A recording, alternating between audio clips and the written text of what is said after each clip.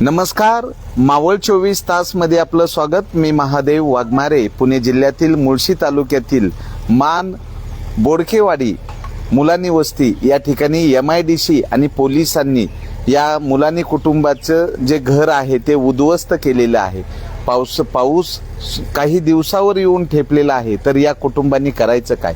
तर या ठिकाणी बनावट ट्रस्ट केल्याबद्दल या ठिकाणचे जे MIDCचे जे काही परताव्याचे पैसे आहेत ते कलेक्टरकडे जमा आहेत, पण या कुटुंबाचं पुनर्वसन न करता या ठिकाणी पोकलॅन JCBच्या साह्याने सर्व घर उद्ध्वस्त केलेलं आहे। या मुलांनी कुटुंबाला हिंजवडी पोलिसांनी पकडून त्यांच्या गाडीमधनं पोलीस स्टेशनला अटक केली आणि इकडे ही कारवाई केलेली आहे। तर प्रत्यक्षात आम्ही जाणून घेतो यांच्याकडनं काय नेमकं प्रकरण आहे की काहीच राहिलं नाही, आता पावसाळा तोंडाला आलेला आहे, या कुटुंबाला जगायचं कसं? अनेकांना यामध्ये आजार आहे, यांचं जगणं संपवण्याचं काम MIDC आणि पोलिसांकडनं झाले। बरोबर। नमस्कार सर, मी राजू सय्यद। आता ही जी फॅमिली आहे जवळजवळ 1930 पासून खंडकरी आणि कुळ वहिवाट करून इथं राहतात, कुळ वहिवाटतात। यांच्या 4 पिढ्या जवळजवळ गेलेल्या आहेत। तशी 1190ची फेरफारणी नोंद पण आहे सातबाऱ्यावरती, 3 अप्रमाणे कुळ म्हणून, आणि खंडकरी पण आहेत। एक मध्यंतरी VCPची ऑर्डर झाली ताबडतोब सरकारकडं, तिला आम्ही चॅलेंज केलेली आहे। त्यांना प्रांतांनी डिले मंजूर नाही केला आमचा। त्याच्यानंतर 99ला जे ॲक्विशन झालं MIDCचं, फर्स्ट MIDC ॲक्विशन झालं, सर्व नंबर 334, 20 एकर पूर्ण रमजान व शेखलाल मुलांच्या नावाने पेमेंट काढलं, पण त्यांना मालकी हक्क सादर नाही करता आला। त्या कारणानंतर काही महाभाग असेच भेटले, चुकीच्या मार्गाने ट्रस्ट बनवून संपूर्ण पेमेंट ट्रस्टच्या अकाउंटला घेऊन त्यांची फसवणूक केली। तर त्या फसवणुकीचा गुन्हा दाखल 6 नंबर कोर्टामध्ये आहे। आर्थिक गुन्हे शाखेत त्याची नोंद आहे, हिंजवडी पोलीस स्टेशनला नोंद आहे। हे असताना, हे प्रकरण दाखल असताना तरीसुद्धा वकफकडं जी केस कन्वर्ट झाली, तर वकफने 2006ला आपल्याला ऑर्डर दिलेली आहे की ही वक्फ प्रॉपर्टी नाही आहे, हिंदूची प्रॉपर्टी। राधाबाई काळे हे हिंदू होते, हिंदूची प्रॉपर्टी।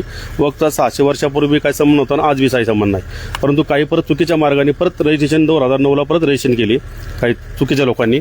आणि त्या रजिस्ट्रेशनमध्ये जरीफ खान याने नामे मोहम्मद इस्राक खान मेन सूत्रधार, त्याच्या नामे इम्तियाज मोहम्मद हुसेन शेख आणि काही लोक बाकीची बॉडी, हे यांनी चेंज रिपोर्ट दाखवला।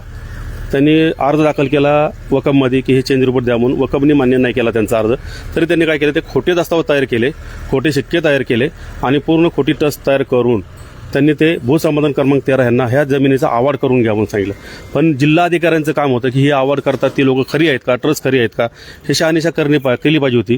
ते जिल्हाधिकाऱ्यांनी डोळे झाकून आणि प्रांत शिंदेसारखे यांनी, अजय पवार त्या टायमाला कलेक्टर साहेब होते भूसंपादन क्रमांक अधिकारी, यांनी लॉकडाऊनच्या टायमाला संगनमित करून जे लोक फ्रॉड होते त्या लोकांशी संगनमत करून हे आवाड पास केला, आवाड जारी केला आणि फ्रॉड ट्रस्टच्या अकाउंटवरती 9,64,00,000 रुपये दाखल करून टाकले। त्यानंतर आमच्या लक्षात आलं फेरफार काढल्यानंतर की जागा आवडला ही झालेली भूसंपादनला। मग आम्ही पुणे जिल्ह्याचे अधिकारी खुसरो खान तिथे गेल्यानंतर त्यांना दाखवलं की बाबा हे अवॉर्ड पास झाला, तुम्ही हरकतपत्र दिलं आहे का, ही बॉडी तुमच्यात अस्तित्वात आहे का तिथे। मग त्यांनी मेल केला वकफने तिथून लगेच मेलवरती कळवलं की ही बॉडी अस्तित्वात नाही आहे, त्यांना आपण हरकतपत्र दिलेलं नाही। तुरंत दुसऱ्या दिवशी लगेच खुसरो खानने दस्तावेज गोळा करून मन गार्डन पोलीस स्टेशनला रितसर 176/2021 गुन्हा दाखल केला। गुन्हा दाखल केल्यानंतर सगळ्यांना अटक झाल्यानंतर कोर्टामध्ये केस झाली, 3 नंबर कोर्टात अटक झाली आणि संपूर्ण पेमेंट कलेक्टरवर जमा झालं। त्याच्यानंतर ED इन्क्वायरी बसली काही कारणास्तव। ED इन्क्वायरी त्यांना जे दस्तावेज होते ते दस्तावेज करून आता EDची केस सुद्धा हायकोर्टामध्ये चालू आहे। त्यात हे चांद रमजान मुलांनी ह्यांच्या थोडं माइंडमध्ये बसत नाही, एखादी कवटी गेलेली, लिव्हरचं ऑप्शन झालेली आहे, पायाचे ॲक्सिडेंट झालेले आहेत, पूर्ण हँडिकॅप आहे। तर ह्यांनी जरीफ इस्राक खान याने एक GPO बनवून घेतला की तुझं हे मी सगळं पूर्ण ट्रस्ट वगैरे काढून तुझ्या नावावर 7 बार वगैरे करून सगळ्या गोष्टी क्लिअर करून देतो म्हणून 3 महिन्याचा एक GPO बनवून घेतला। त्या GPOच्या आधारे 2 महिन्याचा GPO होता, पण त्या GPOच्या आधारे यांनी चुकीच्या मार्गाने ट्रस्ट करून चांदबाईचं नाव होऊन, चांदबाई कधीही जिल्हाधिकाऱ्यापाशी गेले नाही, कधी त्यांना संमती दिली नाही ॲक्विजिशनची, किंवा चांदबाईंना कोणी त्यांनी नोटीस दिली नाही, किंवा चांदबाईच्या बहिणींना दिली नाही, किंवा आम्हाला दिली नाही, शेतकऱ्यांना कुणालाही नोटीस दिलेलं नाही आहे, कुणाला विश्वास घेतलेला नाही आहे। आणि असं असताना सुद्धा आम्ही हे जे फ्रॉड अवॉर्ड झालेलं आहे ते फ्रॉड अवॉर्ड आम्ही हायकोर्टामध्ये चॅलेंज केलं आहे। जे दुसरी जी ट्रस्ट झाली रजिस्ट्रेशन झालेलं आहे वकफमध्ये, त्या वकफमध्ये सुद्धा आम्ही जी बॉडी रजिस्ट्रेशन झाली ते बुरहानुल्लाह खानने केली ते सुद्धा आम्ही चॅलेंज केलं की बाबा तुमची वकफची प्रॉपर्टी नाही आहे, 2000 साली तसा खंडपीठाने निकाल दिला आहे, तरी पण तुम्ही रजिस्ट्रेशन करून कशी घेतली, वकफचा काही संबंध नसताना तुम्ही ह्या साऱ्या गोष्टी असताना शेतकऱ्याची फसवणूक करतात अधिकारी आणि जबरदस्तीने आज उद्या हे MIDC आणि जिल्हाधिकारी यांनी मिळून हा ताबा मारला आणि शेतकऱ्यांना आम्हाला खाली केलं पूर्ण. शेतकऱ्याचा अन्याय होतो, शेतकऱ्यांना कुठलं पेमेंट दिलेलं आहे ना, कुठला परतावा दिला ना, कुठलंही स्वतःमध्ये घेतलं.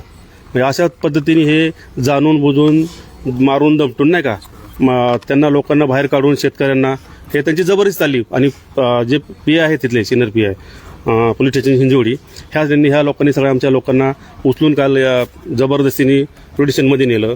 त्यांना एका रूममध्ये कोंडून ठेवलं. बारक्या बाळांना आणि डिलिव्हरीच्या आमच्या पोटोशी बाया होत्या त्यांना पण ओढून नेलं. त्यांनी काही नाही केली आणि घरातला सामान सुद्धा चोरीला गेलं आमचं पूर्ण.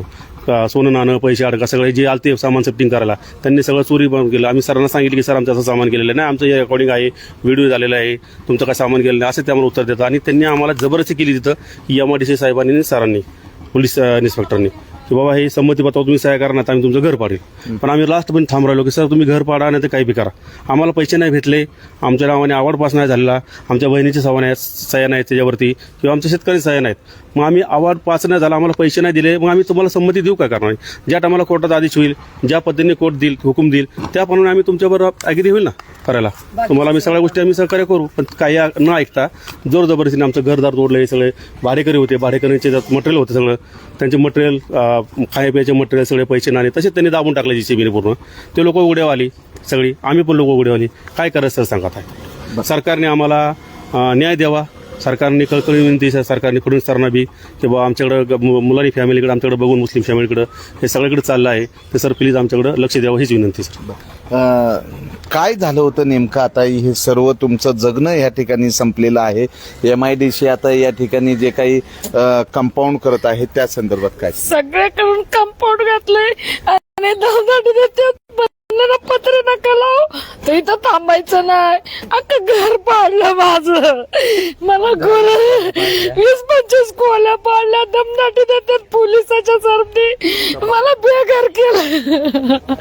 माझ्यात काय नाही ठेवलं. अख्खं घराभोवतणी गुरं ढोरं कबुतर बकऱ्या सगळं असं बेदानावर ठेवलंय रस्त्यावर. सोनं नेलं, पैसे नेले आणि आता बोल ना पत्र नका मारू तर मला दमदाटी देतात. पोलीस बंदोबस्त ठेवलाय त्यांनी, 200-300 पब्लिक ठेवली आणि धमक्या देतात की घर पाडून देईन, सही नाही दिले आणि 1000-2000 काल पोलीस होती आणि घर पाडले. म्हणजे 25 खोल्या पाडल्या.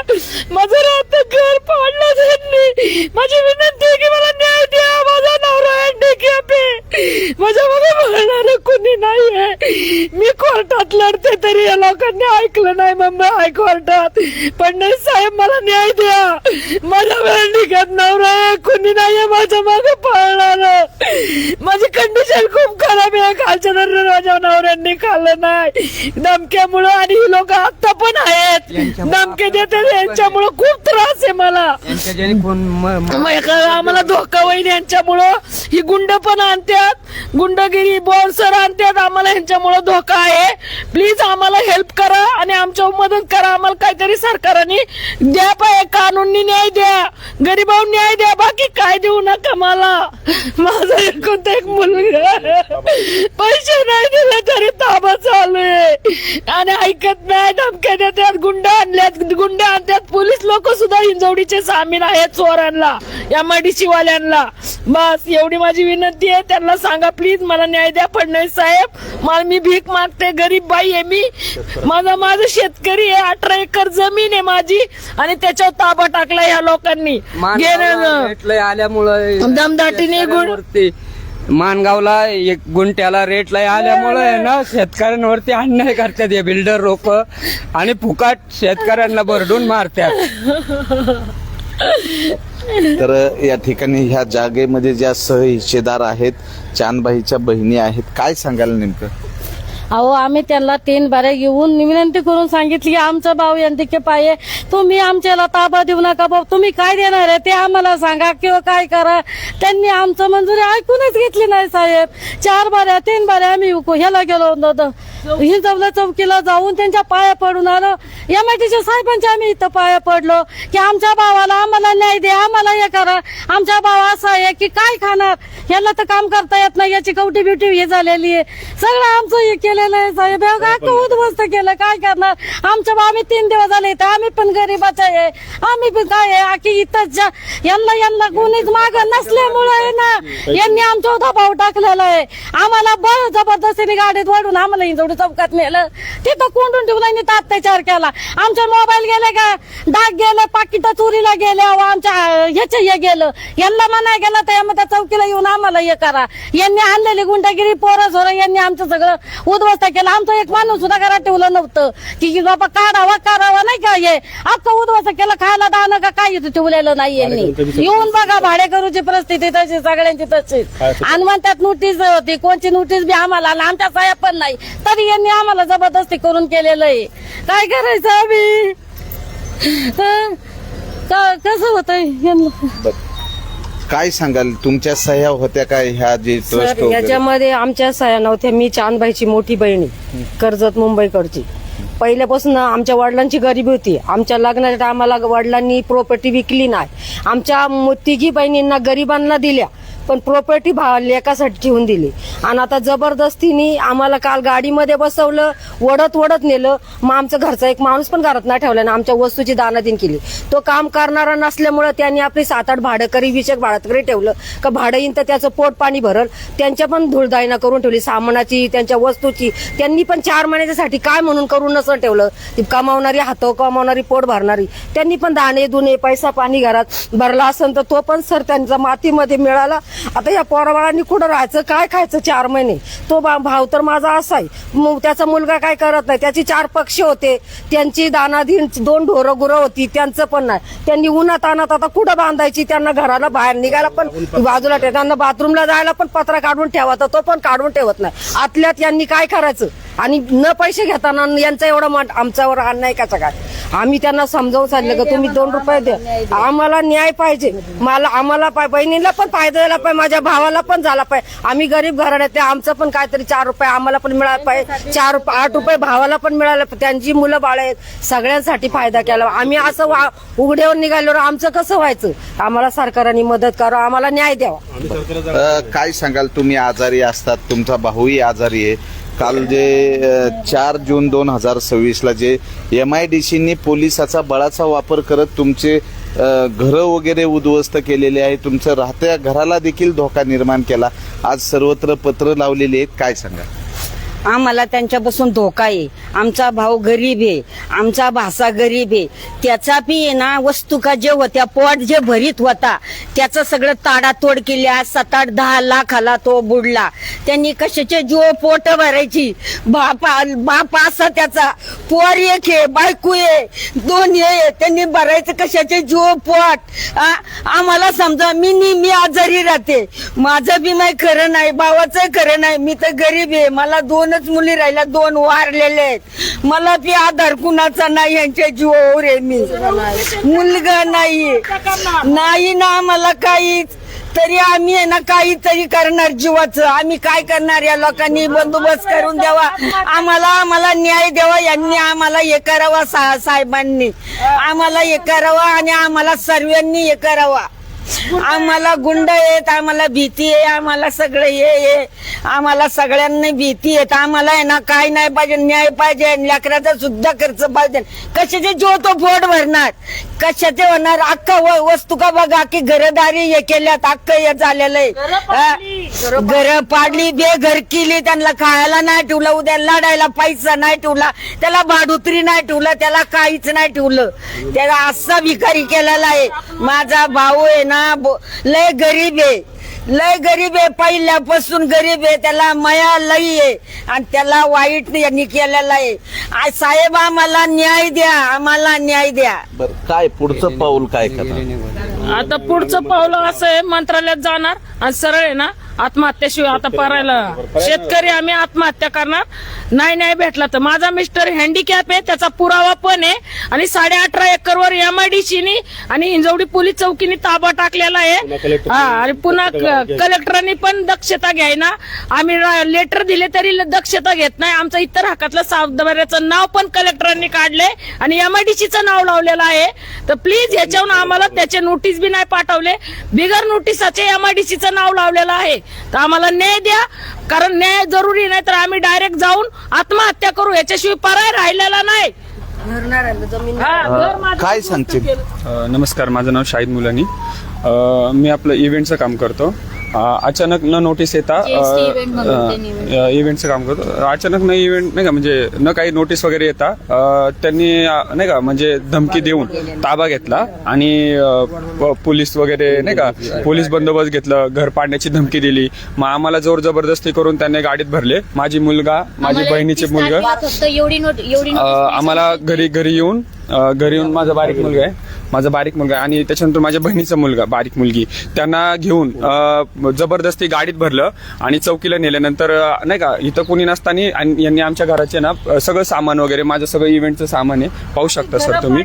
सगळं माझं इव्हेंटचं सामान कमी कमी 7-8 हजाराचं, कमीत कमी माझं 1,00,000-1.5-2 लाखाचं माझं मटेरियल नुकसान झालेलं आहे. त्याच्यानंतरून त्यांनी चौकीत गेल्यानंतर आम्हाला खूप प्रेशर केलं की नाही का सहमतीपत्र घेतलं. सहमतीपत्र म्हणजे हेच कारण की आम्ही हे जे ताबा करतोय हे तुमच्या सहमतीने झालेलं आहे. त्याच्याने आम्हाला चौकीत जाऊन प्रेशराईज केलं, आम्हाला घर पाडण्याची धमकी दिली, जे राहतं घर आहे ते पाडण्याची धमकी दिली. त्याच्यानंतर आम्ही त्याच्यासाठी विरोध केला. त्याच्यानंतर आल्यानंतर विरोध केल्यानंतर ते पाहू शकता तुम्ही आमच्या घराच्या 8-8 फुटापासून म्हणजे त्यांनी ना वॉशरूमला जायला जागा ठेवली, ना आम्हाला पार्किंगला जागा ठेवली, ना आम्हाला कुठल्याच प्रकारची व्यवस्था नाही दिली. आम्हाला सगळीकडून कोंडून घेतलं आणि आम्ही त्यांना रिक्वेस्ट करतोय तरी पण ते ऐकत नाहीये. त्याच्यानंतरून नाही का म्हणजे आमच्यासोबत पूर्ण फ्रॉड झालेलं आहे. आम्ही भरपूर ठिकाणी आम्ही प्रत्येकाने कोर्टाचा दरवाजा वाजवला, आम्हाला न्याय भेटावा आमची हीच अपेक्षा आहे सर. आणि राहिली गोष्ट अशी की ना आम्हाला जागा देतात ते, ना आम्हाला पैशाला कुठं पैसे देतात ते. आम्हाला पूर्ण फ्रॉड चाललेला आहे आणि हा थर्ड पर्सन आहे ज्याला आम्ही ओळखतही नाही, जो हा मालकही नाही, जो वहिवाटदार नाही, तरी पण तो त्यांनी अवॉर्ड पास केलेला आहे आणि त्या अवॉर्डच्या द्वारे इथं आलेले आहेत. आणि कोर्टाकडून यांच्याकडे कुठल्याही प्रकारचा नोटीस नाहीये किंवा कुठल्याही प्रकारचा आदेशही नाहीये की यांनी सरासर बोगस आणि हा धमकी देऊन यांनी ताबा मारण्याचा प्रयत्न केलेला आहे. तर मुलांनी कुटुंबाचं आयुष्यच उद्ध्वस्त झालेलं आहे की वडिलोपार्जित जमिनीवर MIDCनी पोलिसांच्या बळाचा वापर करत हे कुटुंब उद्ध्वस्त केलेलं आहे. यांची शेती संपलेली आहे आणि यांचे घरं पाडल्यानंतर यांचे जे कबुतरं जी आहेत, किती कबुतरं होती तुमचे कुत्रे हे कुठं गेले आता? सर माझे जेमतेम 40 ते 45 कबूतर होते आणि बरेच काही पक्षी होते. तर मला असं वाटतं की बरेच जे त्यांचे जे लोक होते, गुंड, त्यांची जी मुलं होती, तर त्यांनी काय केले, पिंजरे वगैरे पक्षी वगैरे चोरून नेले, कबुतराचे अंडे, आणि बऱ्यापैकी तर मला असं वाटतं की माझे पिंजरे वगैरे परत तुटलेले आहेत आणि सगळे पक्षी त्याच्यात मरून पडलेले आहेत नाही का. आणि दाणं वगैरे सगळं जनावरांचे नाही का खूप हाल झालेले आहेत आणि बस तेवढंच जनावर वगैरे. आणि माझं सगळं कायम आजारी असतात, पप्पा हँडिकॅप आहेत आणि परत प्रत्येक वेळेस त्यांनी नाही का म्हणजे पक्षी वगैरे आणि माझं इव्हेंटचं पण सगळं सामान म्हणजे ज्याच्यावरती मी जगत होतो, ज्याच्यावर माझं नाही का म्हणजे पोट भरत होतो, उदरनिर्वाह होत होता, तर त्याच्यावर पण त्यांनी गाडी वगैरे लावून माझ्या लाईटी वगैरे सगळं काही तोडून टाकलं. माझ्या प्राण्यांचे पण हाल झाले आणि पिल्ल वगैरे पण सगळे पक्ष्यांचे मरून गेले. तर MIDCनी पोलिसांच्या बळाचा वापर करत की खरंच हे मालक आहेत का यांची चौकशी न करता बोगस लोकांच्या कडनं ताबा घेऊन ह्या खऱ्या मालकांना यांच्यावर अन्याय झालेला आहे. बघूयात गृहमंत्री काय याच्यावर निर्णय घेतात. मुख्यमंत्र्यांच्या दालनापुढे जाऊन आत्मदहन करण्याचा इशारा मुलांनी कुटुंबियांच्या वतीनं देण्यात येत आहे. MIDCला जराही क्यू येत नाही, कारण धनिकांचे पैसे घेऊन कागदपत्र कशीही बदलली जातात. आणि आता MIDCच्या अधिकाऱ्यांना आम्ही विचारण्यासाठी गेलो तर MIDCचे अधिकारी या ठिकाणी येत नाहीत. तर या मुलांनी कुटुंबियावर होणारा अन्याय थांबणार आहे का? त्यातच ह्या मुलांनी कुटुंबियामध्ये जास्त आजारी जास्त आहेत आणि आता त्यांची काही उरली सुरली काही जी कबुतरं आहेत, थोडीच कबुतरं 2-4 कबुतरं या ठिकाणी आहेत. बाकी सर्व यांचं घर उद्ध्वस्त केलेलं आहे, यांचं जगणं संपवलेलं आहे. पावसाळा तोंडावर आलेला आहे. यांनी राहायचं कुठं हा मोठा प्रश्न आहे. यांचा रस्ताही बंद करण्यात आलेला आहे. तर जिल्हा अधिकारी जितेंद्र डुडी साहेबांना विनंती केली जाते की ह्या कुटुंबाकडनं की तुम्ही जमिनी घ्या, पण जमिनीचा परतावा द्या, आमचं पुनर्वसन करा. पण कुठलाही परतावा न देता, पुनर्वसन न करता या कुटुंबावर MIDC आणि पोलिसाकडनं अन्याय झालेला आहे. बघूयात त्यांना न्याय मिळतोय का, त्यांच्यावर आणखी अन्याय केला जातोय याकडे लक्ष लागलेले. न्याय भेटला घोषणा. आम्हाला न्याय भेटावा. न्याय भेटला पाहिजे, आम्हाला न्याय भेटला पाहिजे. जोरात आम्हाला न्याय भेटा, नाही तर आम्ही आत्महत्या करू. न्याय पाहिजे गरिबांना, न्याय पाहिजे.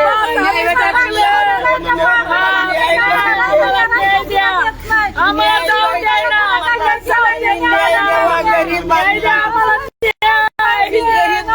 आम्हाला घर नाही ठेवलं यांनी. आमच्या न्याय द्या.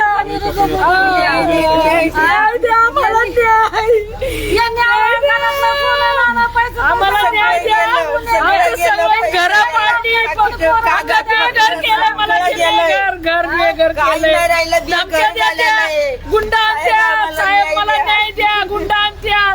MIDC वाल्यांनी गुंडा आणले, पोलिस आणले. न्याय द्या मला साहेब, नाही तुम्ही आत्महत्या करीन. त्याच्याशिवाय